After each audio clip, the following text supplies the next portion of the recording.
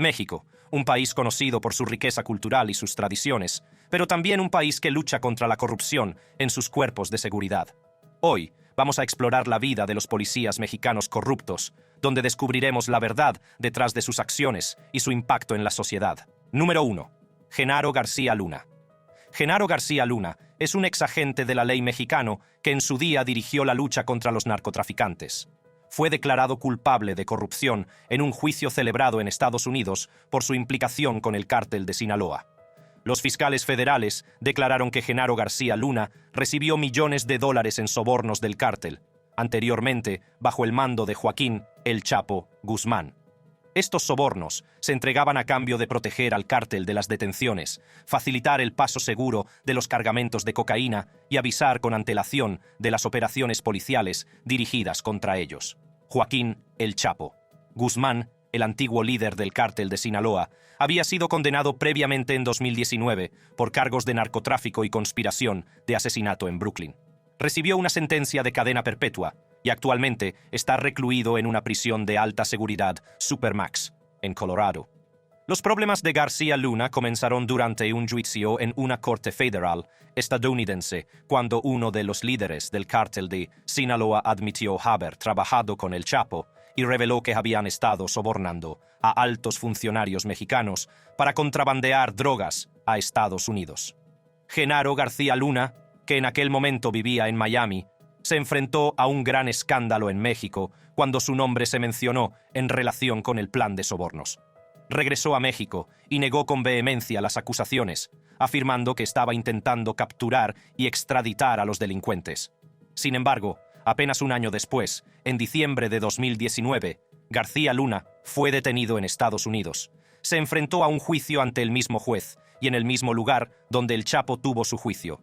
Los vínculos de García Luna con el narcotráfico lo convierten en uno de los funcionarios mexicanos de más alto rango acusados de tales conexiones ilícitas. Fue jefe de la Agencia Federal de Investigación de México de 2001 a 2005 y más tarde se convirtió en ministro de Seguridad Pública en 2006. Esta traición a la confianza traspasó fronteras, ya que García Luna colaboró estrechamente con las agencias antinarcóticos y de inteligencia estadounidenses en el marco de los esfuerzos del expresidente Felipe Calderón por acabar con los cárteles de la droga.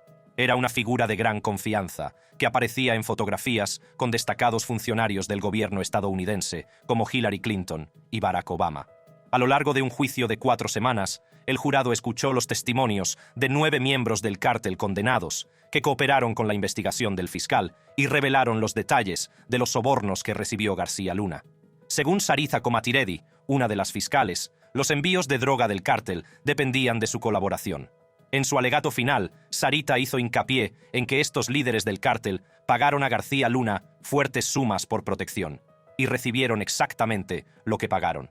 Refiriéndose a Guzmán y a otras figuras de alto rango del cártel de Sinaloa, acusó a García Luna de aprovecharse de su cargo oficial en el gobierno para amasar millones de dólares para sí mismo, mientras incumplía su deber de perseguir a los delincuentes. Tras dejar su cargo, García Luna se trasladó a Estados Unidos y fue detenido en 2019. A lo largo del juicio, mantuvo su inocencia y se declaró inocente. Sus abogados defensores argumentaron que el caso de los fiscales se basaba en narraciones incoherentes de delincuentes violentos que buscaban vengarse del hombre que los había detenido, así como intentar reducir sus penas de prisión en Estados Unidos, implicando a García Luna.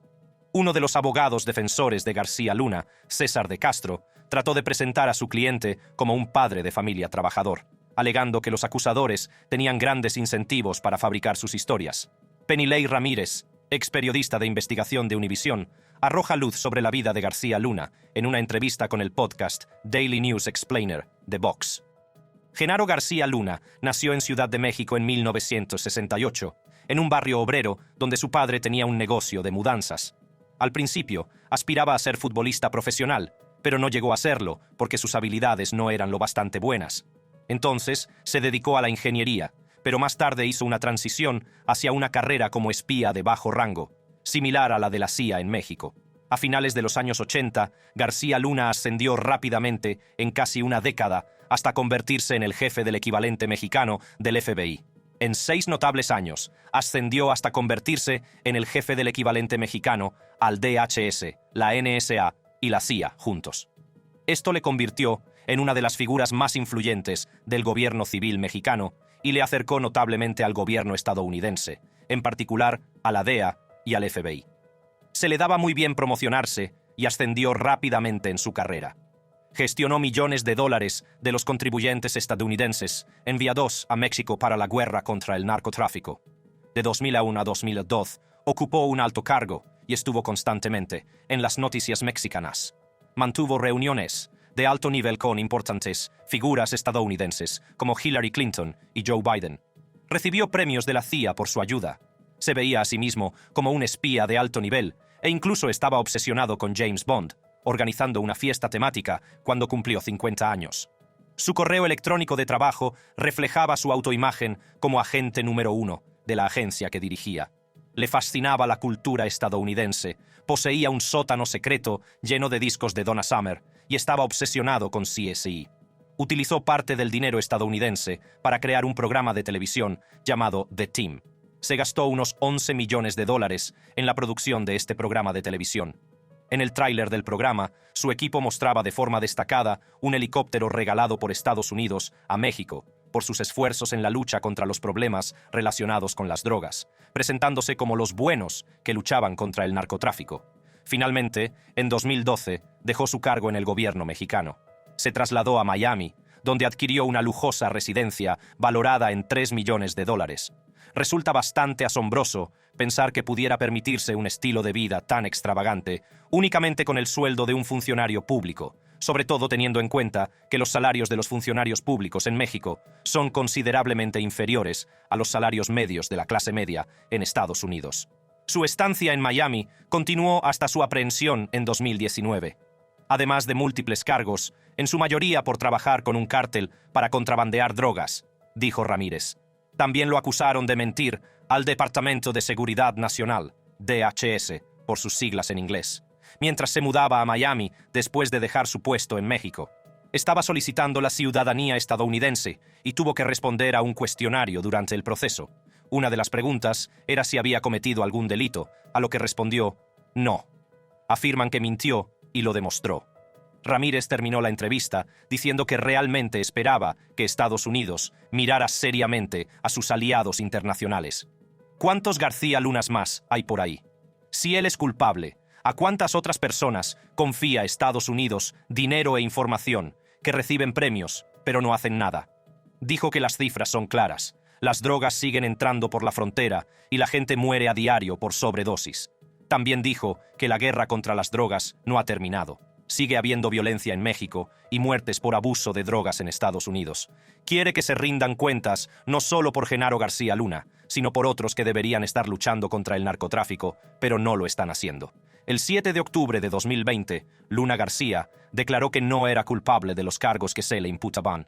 Pero, el 21 de febrero de 2023, un jurado en Brooklyn lo declaró culpable de todos los cargos. La sentencia, originalmente prevista para el 27 de junio de 2023, se ha retrasado hasta el 27 de septiembre de 2023, según un informe de México Noticias del 4 de abril de 2023. Si es declarado culpable, podría enfrentarse a una pena máxima de cadena perpetua. Número 2. Arturo Durazo Moreno. De 1976 a 1982, Arturo Durazo Moreno, también conocido como El Negro, ocupó el cargo de jefe de policía de la Ciudad de México. Pero sus fechorías le alcanzaron y en 1984 acabó entre rejas. Su lista de delitos era larga: corrupción, evasión fiscal, contrabando, extorsión, posesión ilegal de armas de fuego y sobornos del narcotráfico. The Guardian escribió en una ocasión que si existiera un récord de corrupción policial, El Negro sería uno de los principales aspirantes al libro Guinness de los récords. A pesar de su mala reputación, algunas personas le recuerdan con cariño por utilizar métodos duros que hicieron que las calles de Ciudad de México fueran más seguras para la gente corriente. Durazo nació en Sonora, un estado fronterizo del norte, y más tarde se trasladó a la capital. Comenzó su carrera en 1944, estudiando empresariales y trabajando para el Banco Central durante 4 años. En 1948 cambió de profesión y se convirtió en inspector de tráfico antes de incorporarse a la Dirección Federal de Seguridad. Ganó elogios por exponer los planes de los exiliados cubanos para derrocar la dictadura de Batista, dirigida por Fidel Castro en la década de 1950. La DIFES capturó a Castro, al Che Guevara y a su grupo, pero fueron puestos en libertad por presiones políticas. De 1958 a 1962, Durazo dirigió el DIF-S. Más tarde, se unió a la Brigada Blanca, un grupo policial paramilitar de derechas creado en 1968 para sofocar las revueltas estudiantiles y combatir el comunismo en México. A principios de los 70, fundó la División de Investigaciones para la Prevención del Delito, conocida por sus duras tácticas que asustaban tanto a delincuentes como a guerrilleros urbanos. La suerte de Durazo dio un gran giro cuando su amigo de la infancia, José López Portillo, se convirtió en candidato presidencial en 1976. Cuando López Portillo ganó la presidencia, nombró a Durazo su jefe de seguridad. Poco después, Durazo fue nombrado jefe de la Policía de Ciudad de México, a pesar de que poco antes se había enfrentado a cargos relacionados con el narcotráfico por parte de un gran jurado estadounidense. El presidente confiaba plenamente en Durazo y creía que le protegería, pasara lo que pasara. La lealtad de Durazo hacia sus amigos era legendaria. En su nuevo cargo, no dependía del alcalde de Ciudad de México como otros, dependía directamente del propio presidente. Esta estrecha relación garantizó a Durazo un inmenso poder e influencia. Durazo convirtió su cargo en un imperio criminal. A pesar de ganar menos de $1,000 al mes, llevaba una vida de lujo, con 2 lujosas casas, coches de época y propiedades en Canadá y Estados Unidos. Pero, ¿cómo amasó semejante fortuna? Todo empezó con sobornos. Todos los policías tenían que pagar para mantener su puesto. Además, Durazo se dedicó al tráfico de cocaína y obtuvo enormes beneficios. Incluso recibía sobornos por la compra de material policial. Pero el ego de Durazo era tan grande como su fortuna. Tuvo la osadía de pedir al presidente el título de general de división de 5 estrellas del ejército, aunque no tenía experiencia militar. Alardeaba con orgullo de este título, a pesar de que iba en contra de la norma. Se supone que los generales de división mexicanos solo llevan 4 estrellas. Su convoy era tratado como la realeza, con carreteras cerradas por seguridad y para agilizar sus viajes. A pesar de su extravagancia, muchos le admiraban por su capacidad para prevenir el crimen.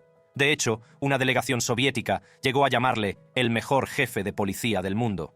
Sin embargo, la gente en su país desconocía el lado oscuro de las tácticas de Durazo para controlar la delincuencia hasta la masacre de Tula. El espantoso descubrimiento de 12 cadáveres torturados y ejecutados de presuntos ladrones de bancos colombianos en el río Tula planteó serias dudas sobre sus métodos. Su caída comenzó en 1982, cuando Miguel de la Madrid llegó a la presidencia y se centró en mejorar las cosas. Por aquel entonces, Durazo decidió que lo mejor era abandonar el país. Más tarde, su antiguo ayudante, José González, escribió un libro que se hizo muy popular. En él revelaba la verdad sobre la riqueza de Durazo y cómo la había conseguido. Durazo no estaba contento y demandó a González por decir cosas falsas sobre él. Sorprendentemente, ganó el caso estando en la cárcel. Antes de todos estos problemas, Durazo había construido una enorme mansión cerca de Ciudad de México. Costaba la friolera de $2,5 millones y tenía cosas asombrosas, como un hipódromo y una copia de la famosa discoteca Studio 54 de Nueva York. También poseía otro lujoso refugio llamado El Partenón, que se encontraba en un acantilado de Zihuatanejo. Este lugar tenía columnas clásicas y era súper lujoso. También tiene características increíbles como un recinto de tigres, una cascada hecha a medida, una discoteca privada e incluso una milla de túneles de escape. Mike Kinch, un estudiante y fotógrafo aficionado de Chicago, consiguió entrar en la mansión pagando al mayordomo de guardia 13 libras. Una vez dentro, tuvo libertad para explorar la propiedad. El interior del edificio sigue siendo muy limpio y hermoso. Tiene suelos de mármol por todas partes. Había un circuito de entrada donde Arturo podía aparcar su colección de coches antiguos. En el lado derecho había una jaula de tigre al aire libre y rumores de que daba de comer a sus mascotas. Toda la pared derecha del complejo tenía una cascada construida en la montaña para que pareciera real. El otro lado del edificio tenía una vista fantástica de la bahía de Siwa. Tenía una gran piscina y una discoteca privada donde Arturo organizaba fiestas. El complejo también tenía una vía de escape secreta desde el sótano hasta la playa, consistente en unos 2 kilómetros de túneles. La policía rellenó el túnel tras su detención, pero Arturo lo utilizaba para escapar rápidamente en caso de emergencias o atentados. Mucha gente ni siquiera conocía el túnel hasta que fue detenido. Kinch dijo que era el edificio más magnífico que había visto nunca. También mencionó que la mansión tiene varias obras de arte que alaban a Satanás, como pinturas y esculturas. La entrada tenía una fuente con una estatua de Satanás como base, y los cuadros del interior estaban pintados a mano en estilo grecorromano con simbología relacionada con Satanás. En enero de 1984, mientras Durazo iba adquiriendo más poder, se le acusó de evasión de impuestos, aunque no estuvo presente en el juicio. 2 meses después, se añadieron más cargos, entre ellos posesión ilegal de armas, contrabando y extorsión. El gobierno solicitó entonces su extradición a Estados Unidos. Fue detenido en Puerto Rico y devuelto a México, donde se le impuso una condena de 25 años. Sin embargo, acabó cumpliendo menos de 8 años. Su lujoso palacio de Ciudad de México se convirtió en museo y en un popular lugar turístico. Tras quedar en libertad condicional en 1992, se retiró a Acapulco. Se cree que en sus últimos años ayudó a alcohólicos a superar su adicción. En su funeral, incluso el expresidente López Portillo, que no gozaba de la simpatía del público, habló en su apoyo, alabó su valentía y honradez y lo calificó de gran colaborador. El expresidente lo consideró un policía dedicado y hábil que sirvió con pasión y dedicación. Número 3. Iván Reyes Arzate. Iván Reyes Arzate, excomandante de la Policía Federal Mexicana, fue una vez un oficial de la ley de confianza. Sin embargo, se vio envuelto en asuntos de narcotráfico y corrupción, lo que le llevó a un sonado caso que conmocionó a todo México. Reyes Arzate comenzó su carrera como agente de policía en 2003 y más tarde se convirtió en comandante en 2008. Desempeñó un papel clave en la gestión de investigaciones criminales delicadas e importantes como comandante de la Unidad de Investigación Sensible de la Policía Federal. Fue jefe de la SIU durante mucho tiempo y su trabajo consistía en investigar el tráfico de drogas, el blanqueo de dinero y otros delitos graves. Desempeñó un papel crucial en la conexión de las fuerzas de seguridad mexicanas con sus homólogas estadounidenses. Juntos, trabajaban para luchar contra las organizaciones delictivas transnacionales, incluidos los cárteles de la droga que operaban a ambos lados de la frontera. Reyes Arzate mantuvo una estrecha relación de trabajo con la DEA. Proporcionó valiosa información e inteligencia sobre las investigaciones en curso, lo que contribuyó a la desarticulación de redes de narcotráfico y a la detención de importantes capos de la droga y líderes de cárteles. Esta colaboración desempeñó un papel fundamental en la lucha contra los delitos relacionados con el narcotráfico. Reyes Arzate había luchado con éxito contra influyentes cárteles de la droga y tenía un historial sobresaliente. Trabajó en casos importantes relacionados con notorios capos de la droga, como el Chapo Guzmán, demostrando su compromiso con la lucha contra el crimen organizado y el mantenimiento de la ley y el orden. Desgraciadamente, su antes encomiable carrera en las fuerzas del orden dio un giro negativo cuando sucumbió a la corrupción y la codicia. Reyes Arzate aceptó sobornos de delincuentes, lo que dañó su reputación y destruyó la confianza del público en el sistema de aplicación de la ley de México. El Seguimiento 39 era una de las organizaciones delictivas mexicanas implicadas en complicadas tramas de narcotráfico. Trabajaban en estrecha colaboración con los principales cárteles de la droga mexicanos, actuando como intermediarios para transportar drogas ilegales, como cocaína y marihuana de México a Estados Unidos. Sus actividades se mantenían ocultas e implicaban la corrupción de las fuerzas del orden. En el centro de esta trama de narcotráfico estaba Iván Reyes Arzate. Incumplió su deber y su código moral al aceptar sobornos del Seguimiento 39.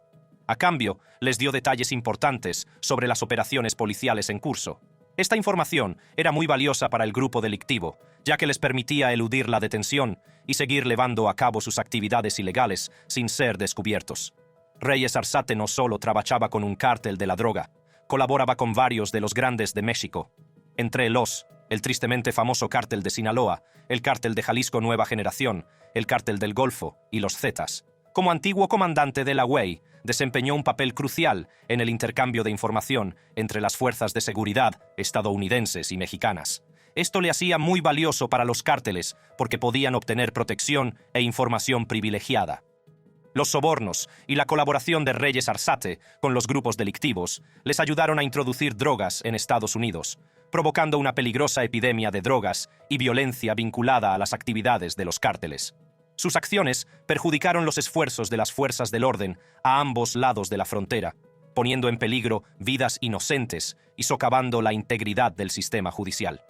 Múltiples pruebas demostraron que Reyes Arzate recibió enormes sobornos por un total de $290,000 a cambio de ayudar al cártel a introducir cocaína y marihuana en Estados Unidos. Reyes Arzate admitió que colaboraba voluntariamente con los narcotraficantes, compartiendo información confidencial sobre investigaciones en curso. Esto comprometió los esfuerzos de las fuerzas de seguridad y le convirtió en una pieza clave de las actividades ilegales del Seguimiento 39. En 2008, Reyes Arzate, junto con otros 2 agentes de policía, incluido él mismo, recibió un pago total de $3 millones de la organización Beltrán Leiva. Su función era proporcionar información sobre un informante de la DEA que había sido detenido en Miami. Posteriormente, los policías organizaron una reunión con el líder del cártel, Arturo Beltrán Leiva, en Ciudad de México. Durante esta reunión, le presentaron una fotografía del informador. Trágicamente, el informante fue secuestrado y posteriormente asesinado. Las acciones de Arzate traicionaron su juramento como agente de la ley y causaron graves daños. En 2010, Beltrán Leiva pagó a Reyes Arzate $500,000 por capturar a un narcotraficante rival, Edgar Valdés Villarreal, también conocido como la Barbie. Esto demuestra cómo funcionarios corruptos como Reyes Arzate estaban dispuestos a ayudar a distintos cárteles en su propio beneficio, dificultando la lucha de las fuerzas de seguridad contra el narcotráfico. La captura se ejecutó con éxito en agosto de 2010 en una residencia rural cerca de Ciudad de México. Desde entonces, Valdés Villarreal cumple una larga condena de 49 años de prisión en Florida. Posteriormente, en abril de 2017, Reyes Arzate fue detenido por la Administración para el Control de Drogas después de que interceptaran una llamada telefónica entre 2 narcotraficantes. Esta llamada reveló conversaciones sobre su participación en actividades corruptas. Durante el juicio, se presentaron pruebas contundentes que expusieron las acciones corruptas de Reyes Arzate. La Fiscalía mostró cómo aceptaba sobornos y hacía tratos turbios, dando información sensible a narcotraficantes a cambio de dinero. En noviembre de 2018, un tribunal de Chicago declaró a Reyes Arzate culpable de compartir información de investigación con cárteles mexicanos. Se le impuso una pena de prisión de 3 años y 4 meses. Sin embargo, justo antes de ser puesto en libertad, en enero de 2020, un gran jurado de Nueva York le acusó de más delitos relacionados con la distribución e importación internacional de cocaína. Como consecuencia, fue detenido de nuevo. Según The Associated Press, Reyes aceptó cooperar con los fiscales federales de Nueva York, que en ese momento estaban construyendo un caso contra Genaro García Luna.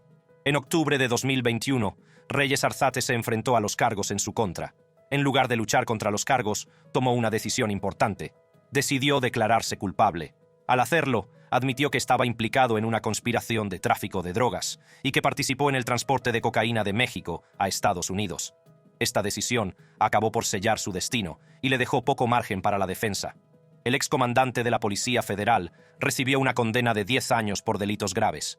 Ya había pasado 2 años en prisión antes del juicio, por lo que ahora cumplirá 8 años más entre rejas. Número 4. Salvador Cienfuegos. A diferencia de las otras 3 entradas, Salvador Cienfuegos puede no ser un policía, pero la participación del exministro de Defensa en las drogas y los cárteles lo hace más que digno de ser incluido en esta lista. En octubre de 2020, la familia Cienfuegos llegó al Aeropuerto Internacional de Los Ángeles, sintiéndose feliz y aliviada. Habían abandonado México huyendo de la pandemia y estaban deseando pasar unas vacaciones en el sur de California. El viaje se organizó fácilmente porque el general retirado Salvador Cienfuegos Cepeda tenía fuertes conexiones con personas influyentes en Estados Unidos debido a su anterior cargo como ministro de Defensa de México. Siempre que necesitaba ayuda, como conseguir visados para su familia, podía contar con la asistencia de personas del Pentágono o de la CIA. Pero entonces, su felicidad se convirtió en confusión y enfado. Un funcionario de inmigración lo señaló cuando pasaban por el control de pasaportes. Un agente de la DEA, vestido con uniforme militar, se les acercó y les pidió que hablaran en privado. El agente le dijo entonces a Cienfuegos que estaba siendo detenido en virtud de una orden judicial y le entregó una copia de los cargos. Las acusaciones se referían a su conexión con una banda de narcotraficantes de Nayarit, México. La DEA lleva investigando este caso desde 2015.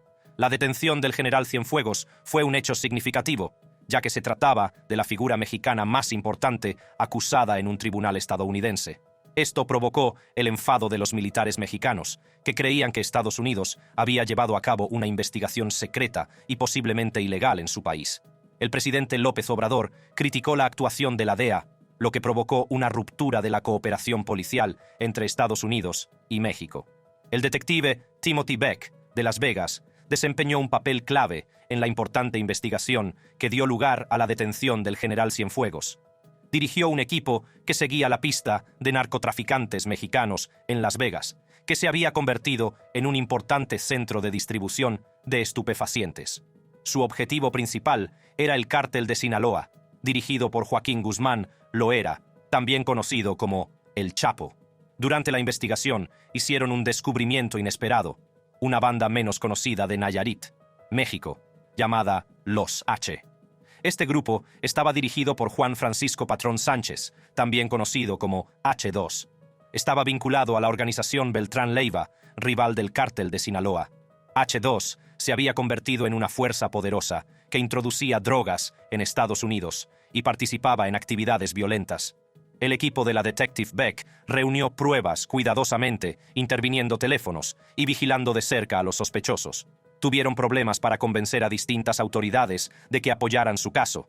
Por suerte, captaron la atención del ayudante del fiscal federal Michael Robotti, que vio la importancia de detener a los H y aceptó dirigir la acusación. La investigación reveló una preocupante red de corrupción en Nayarit.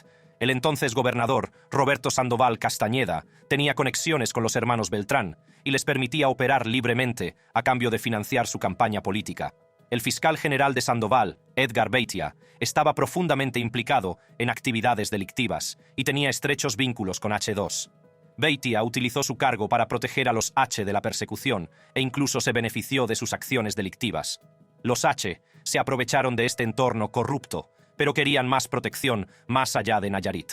Como las distintas fuerzas de seguridad mexicanas solían trabajar unas contra otras, necesitaban aliados a escala nacional para mantenerse a salvo de posibles amenazas. A medida que se desarrollaba el caso, quedó claro que Nayarit era un pequeño ejemplo de los problemas más amplios del narcotráfico en México. Para atrapar a los narcotraficantes en México, Robotti y su equipo establecieron una sala especial en Tucson, Arizona, llamada Sala de Cables. Utilizaban intérpretes de español para entender los mensajes de los traficantes. Al mismo tiempo, agentes de Las Vegas y Brooklyn supervisaban la operación desde lejos. Los traficantes pensaban que estaban a salvo utilizando teléfonos BlackBerry y una aplicación de mensajería, pero la DEA encontró la forma de acceder a sus comunicaciones a través de la empresa matriz de BlackBerry. Los descuidados hábitos de envío de mensajes de texto de los traficantes facilitaron que el grupo de trabajo pudiera vigilarlos casi en tiempo real. A pesar de utilizar palabras en clave, sus mensajes solían estar llenos de bromas, faltas de ortografía y argot. Incluso enviaban imágenes, como una pistola o un mapa, para hablar de sus planes. Durante una investigación, H2 y uno de sus subordinados, H9, intercambiaron mensajes en los que hablaban de una reunión crucial en Ciudad de México. H9 se refirió a la persona con la que se iban a reunir como el padrino y mencionó una reunión en la que participarían militares. El grupo operativo encontró pruebas que indicaban que los narcotraficantes buscaban la protección de funcionarios influyentes. A medida que avanzaban las investigaciones, parecía que el poderoso ministro de Defensa de México, Cienfuegos, podría estar relacionado con el tráfico de drogas. Las pruebas sugerían que los traficantes negociaban con él, y los mensajes del H9 insinuaban una conexión. Insinuaba que el ministro de Defensa es el padrino. Sin embargo, el motivo exacto de esta colaboración seguía sin estar claro. En la operación para acabar con los H participaron marines mexicanos que trabajaban en estrecha colaboración con la DEA. Sin embargo, las sospechas surgieron cuando Beitia, que había sido detenido anteriormente, reveló que los marines habían matado a H2 y H9, supuestamente siguiendo órdenes de su comandante, el almirante Ortega Siu. Beitia también afirmó que el almirante tenía conexiones con oficiales corruptos del ejército, como el ministro de Defensa, y ordenó los asesinatos para protegerlos. Las revelaciones de Beitia conmocionaron al grupo especial y provocaron tensiones entre la DEA y las autoridades mexicanas. Durante el juicio de Guzmán, salieron a la luz pruebas de corrupción oficial, lo que llevó al Departamento de Justicia a considerar la construcción de casos contra funcionarios mexicanos corruptos que colaboran con los cárteles de la droga. En febrero de 2019, Joaquín El Chapo Guzmán fue declarado culpable y condenado a cadena perpetua. Con Guzmán en la cárcel, el foco se trasladó a Cienfuegos, sospechoso de proteger a los cárteles de la droga. Sin embargo, demostrar su implicación fue difícil. La fiscalía disponía de mensajes entre el cártel y alguien llamado Cepeda, pero necesitaba pruebas sólidas que vincularan a Cienfuegos con la banda. Encontrar testigos fiables fue todo un reto, ya que muchos de los posibles candidatos ya habían fallecido. Además, la credibilidad de un testigo clave, Beitia, estaba en entredicho. La mayor parte de la información de Beitia sobre Cienfuegos era de segunda mano, lo que dificultaba la construcción de un caso sólido. La investigación reveló pistas sobre las conexiones de la banda con otros funcionarios, pero acceder a los archivos de la propiedad mexicana resultó complicado, ya que estaban en archivos de papel. En la primavera de 2019, los fiscales del Distrito Este comenzaron a construir un caso sólido contra Cienfuegos. Tuvieron una reunión con el nuevo fiscal general, William P. Barr, lo que creó un sentimiento de unidad entre ellos. El caso era importante para Barr, ya que tenía experiencia con la corrupción en el sistema mexicano después de lidiar con el asesinato de un agente de la DEA en México. Nuevos testigos aportaron información sobre las operaciones y los vínculos de Cienfuegos, lo que llevó a los fiscales a presentar el caso ante un gran jurado. Sin embargo, el protocolo adecuado exigía una revisión por parte del Comité de Revisión de Actividades Sensibles, debido a la sensibilidad del caso. Las posibles consecuencias de la detención preocuparon a los funcionarios de la Embajada de Estados Unidos, y el embajador Landau quiso examinar las pruebas antes de tomar nuevas medidas. Se celebraron videoconferencias seguras en las que participaron funcionarios de la DEA, fiscales de Brooklyn y el embajador Landau. Finalmente, se inició una revisión tardía del SARC, y los fiscales insistieron en que el embajador revisara personalmente las pruebas selladas. Sorprendentemente, el gobierno estadounidense retiró los cargos contra el general Cienfuegos, alegando consideraciones delicadas e importantes de política exterior, que eran más significativas que seguir con el caso. Esto le permitió regresar a México sin ser juzgado.